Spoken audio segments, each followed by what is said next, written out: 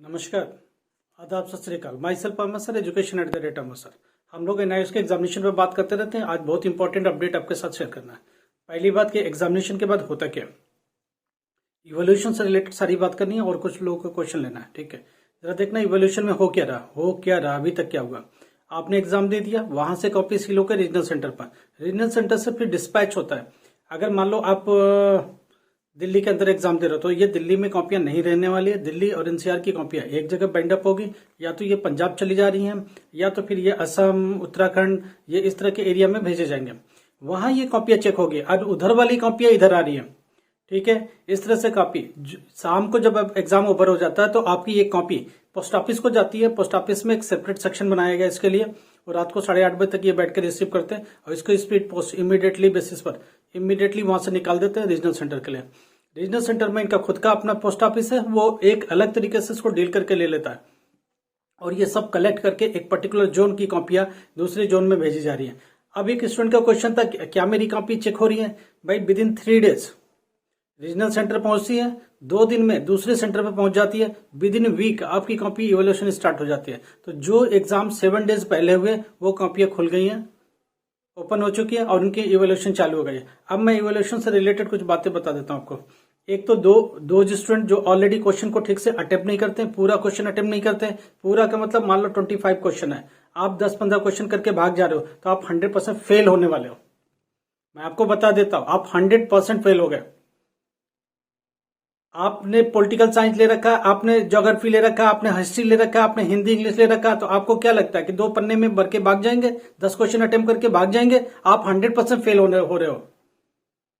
इनको तो ठीक से फेल कर रहे हैं वो लोग। मैं आपको बता देता हूं, जो स्टूडेंट ठीक से सारे क्वेश्चन अटेम्प्ट कर रहे हैं, देखो पहले जितना आ रहा है वो ठीक से करो, और जो नहीं आता वो सब अटेम्प्ट करो। तो जो स्टूडेंट ठीक से पूरा का पूरा क्वेश्चन अटेम्प्ट करेगा वही पास होने के कगार पर पहुंचेगा। या तो आप इतने इंटेलिजेंट हो, 100% वाले हो, 90+ वाले हो, कि आपने 10 क्वेश्चन जो किया 40 मार्क्स का करके आए वो बिल्कुल एक्यूरेट ठीक है, तभी आप पास हो सकते हो। 40 में से भी आप पास हो गए, बस इसके अलावा कुछ नहीं हो गया। आप किसी गलतफहमी का शिकार बिल्कुल नहीं होना। हमने देखा धड़ल्ले से बच्चे फेल हो रहे हैं। क्यों फेल हो रहे हैं? क्योंकि उन्होंने अटेम्प्ट ही नहीं किया। 1, 2, 3 पेज के बाद गायब, पता चलता 10 क्वेश्चन के बाद छोड़ के भाग गए वो। प्लीज ध्यान रखो, कोई भी क्वेश्चन छोड़ के नहीं आना। नहीं आता बना के लिखो, कैसे भी करके लिखो। मुझे बड़ा अफसोस हुआ देख करके कॉपी को। हम बार बार कहते हैं स्टूडेंट को कि भाई आप कोई क्वेश्चन छोड़ के नहीं आना, कैसे भी अटेम्प्ट करके आना। एग्जामिनेशन का एक मानसिकता समझो बात को, एक स्टोरी है। ये स्टोरी क्या कहती है? 5 क्वेश्चन 10 क्वेश्चन अगर तुमने अटेम्प्ट किया तुम 100% फेल होने वाले हो। आप किसी गलतफहमी के शिकार मत रहे कि आप 1 घंटा में करके पेपर भाग गए, आप बहुत इंटेलिजेंट है। जी नहीं, आप फेल हो रहे। अगर आपने पास होना है तो मैं अभी भी वार्न कर रहा हूं आपको, आप सारे क्वेश्चन अटेम्प्ट करके आना। कोई भी क्वेश्चन आप अपने जाने में लास्ट तक एक भी क्वेश्चन छोड़ के नहीं आना। मैक्सिमम बहुत सारे स्टूडेंट फेल हो रहे। फेल होने का रेशियो 50% से ऊपर है। क्यों? क्योंकि 3 पन्ने 4 पन्ने लिख के भाग गए वो, 10 क्वेश्चन अटेम्प्ट करके भाग गए। 10 में से पता चला 5 सही है, 5 में से राइटिंग खराब है, तो कुल मिला के मार्क्स मिलेंगे कितने भाई? 10 मार्क्स, 12 मार्क्स, 14 मार्क्स।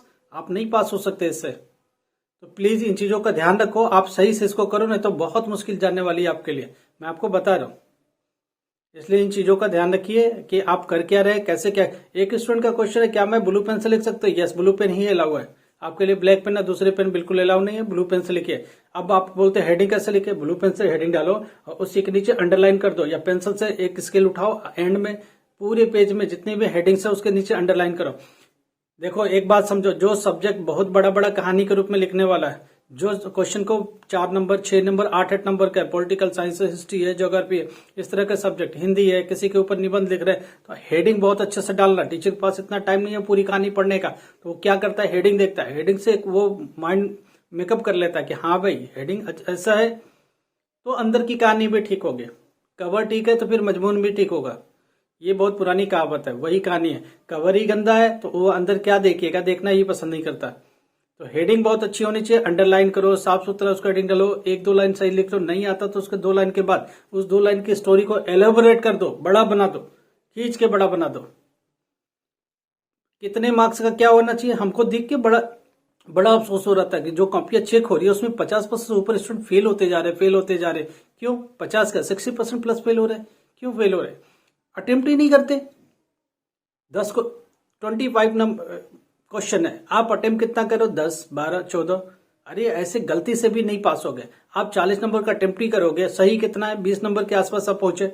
20 सीधा सीधा टीचर ने काट दिया, 20 में से राइटिंग भी खराब है, लिखने वाला भी सही है तो 14 नंबर, 14 मार्क, 13 मार्क, 12 मार्क ऐसे ही पार हो, तो वो वहीं छोड़ देगा, एक नंबर भी आपकी इंप्रूवमेंट नहीं करेगा, क्योंकि आपने अटेम्प्ट ही नहीं किया। आप 3 पेज 4 पेज के आगे बढ़ ही नहीं रहो, कौन देगा मार्क्स, कहां से दे देगा मार्क्स आपको। तो इन चीजों को ध्यान रखो, इस तरह की काम बिल्कुल मत करो। हमें देख के बहुत अफसोस हो रहा है, मैं तुम्हें वार्न कर रहा हूँ, कॉपी जो चेक हो रहा है उसे समझाने की कोशिश कर रहा हूँ। एक सेंटर पर कॉपी खुला, उसमें टीचर मजाक उड़ा रहे, एक बच्चा उसमें 50 का नोट रख देता है, 50 रुपीज का या 100 रुपीज का नोट, 100 और 50 शायद 150 था, उसको देख के मजाक उड़ा रहे, देखो ये बच्चों ने क्या किया। ये 100% गधा ही होगा जिसने मार्क्स दिए, जिसने डाले। उस पैसे को उठा के वो पार्टी भी कर रहे हैं और उठा के उनको जीरो भी टिका रहे हैं। ऐसे कलाकारों को मोबाइल नंबर नहीं लिखना, कुछ भी नहीं लिखना, ऐसा गलत काम नहीं करना। दूसरी सबसे बड़ी बात मैं आपको समझा देता हूँ, जो हमने देखी है, स्टूडेंट करता क्या है, कहानी लिखता रहता, हो सकता सही भी हो, मगर हेडिंग का पता नहीं है। भैया हेडिंग डालना सीखो, कहानी कम लिखो, हेडिंग बहुत अच्छे से डालो। जिन्होंने हेडिंग बहुत अच्छे से डाली है वो 100% सक्सेस होंगे, मैं आपको बता देता हूँ। अच्छी हेडिंग होनी चाहिए, डायग्राम पॉसिबल है तो करो, ग्राफ पॉसिबल है तो करो, ये सब करो, कुछ ना कुछ। आप बार चार्ट अगर बनाने की नौबत आए तो वो बनाओ, बहुत अच्छे से बनाओ, ठीक है। ये सारा चीज करा करके आप बहुत अच्छे से करके दे दो, और आखिरी तक, एग्जामिनेशन के आखिरी तक डटे रहना। एक क्वेश्चन रह गया, 2 क्वेश्चन रह गया, उसे बना के लिखो, कैसे भी लिखो, छोड़ना नहीं। आप मेरी बात ध्यान रखो, एंड में आके हर जितनी भी हेडिंग्स है उसके नीचे अंडरलाइन करो, पेंसिल उठा लो, डबल लाइन खींचो, स्केल उठा लो, बहुत इज्जत से लाइन खींचो, जहां खत्म होता है क्वेश्चन वहां एक लाइन खींचो। द एंड नहीं लिखना कहीं भी, एक बात चीज ध्यान रखना, ठीक है। द एंड बिल्कुल नहीं लिखना, और बिल्कुल शुरू से लेकर के एंड तक बहुत अच्छे से अपनी कॉपी को सजा के भेजो। अगर सज गया तो समझ लो 20% मार्क्स आपके अपने आप बढ़ गए। तो ये चीज समझने की कोशिश करो जो हम लोगों ने। अब श्रेयांश उड़ीसा का सवाल था, क्या मेरी केमिस्ट्री कॉपी चेक होनी चालू हो गई। श्रेयांश देखिए, कोई भी एग्जामिनेशन जिस दिन भी होता है वहां से 1 वीक ले लीजिए, बस 1 वीक तक कॉपियां आपकी बंद है, उसके बाद नहीं। 1 वीक क्या 3 दिन चलता है, रीजनल सेंटर तक 2 दिन लगता है पहुंचने में, तीसरे दिन जाकर के ओपन हो, तीसरे दिन से वहां से उठती है, और कहाँ को भेजना है वहां से सीधा डिस्पैच चली जाती है। 3 नेक्स्ट डे लगता है, 6 डेज, 7th डे वो copy at any how open हो जाएगी, क्योंकि बहुत ज्यादा टाइम नहीं लगाते, पीछे से कॉपियां चेक होती रहती है, आगे का प्रोसीजर बढ़ता रहता है, क्योंकि और भी सब्जेक्ट की कॉपियां आती रहेंगे और चेक होता रहेगा। आप समझिए अगर 15 नवंबर तक आपकी कॉपी एग्जाम हो रहा है, तो क्या 15 नवंबर के बाद कॉपियां चेक होनी चालू हो गई, तब तो ये दिसंबर जनवरी चली जाएगी। जी नहीं।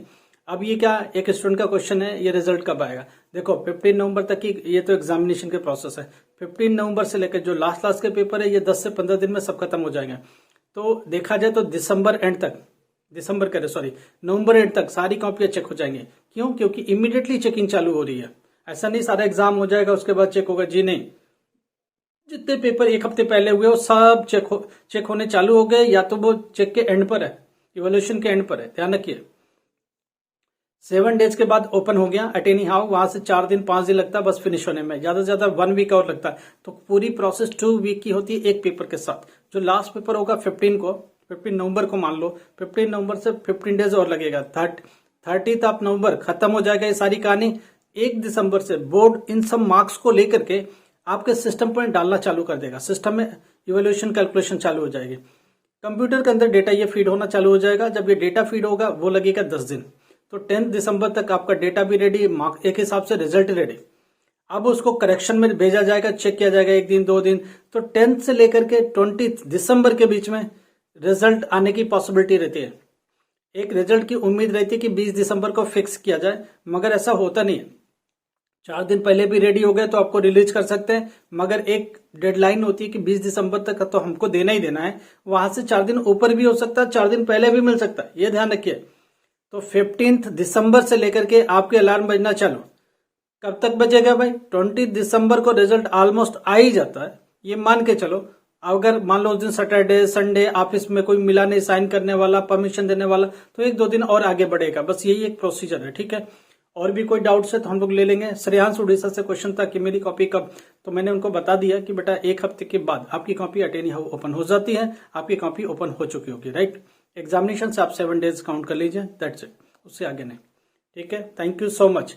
आज एक बायो की भी वीडियो आएगी, उसके लिए कोशिश कर रहा हूँ मैं करने के लिए। थोड़ा टाइम की बहुत प्रॉब्लम है, एग्जामिनेशन चल रहा है, हम लोग उसमें बहुत बिजी है। कई बार एग्जामिनेशन में भी 10-15 मिनट के चाय के लिए मिलता है, तो जो वीडियो पहले से रेडी किया रहता है वो अपलोड कर देता हम लोग। वीडियो रेडी होने के बावजूद भी अपलोड करने का टाइम ही नहीं है। करेक्शन एडिटिंग तो पॉसिबल ही नहीं है हम लोगों से। ठीक है,